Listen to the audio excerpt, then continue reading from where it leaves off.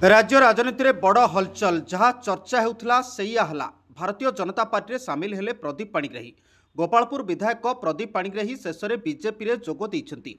BJP कार्यालय में राज्य सभापति मनमोहन सामल उपस्थिति में पद धरिछंती प्रदीप पाणिग्राही।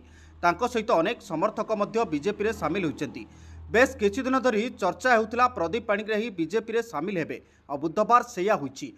जनविरोधी कार्यकलाप 2020 नवेम्बर 29 तारिख में बीजेडी बहिष्कृत होते गोपालपुर विधायक प्रदीप पाणिग्राही।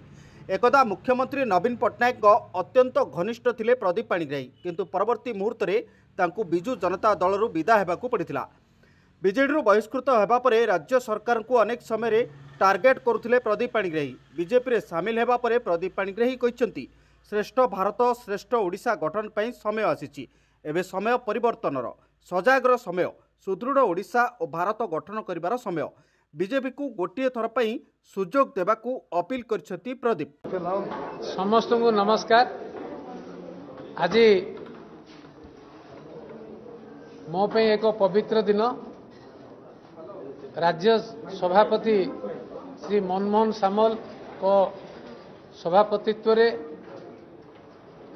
तांकर सहयोग रे दलर समस्त कर्मकर्ता विश्वास सहयोग रे केंद्र नेतृवृंद अनुमति रे नरेंद्र मोदी नेतृत्व रे भारत वर्ष रे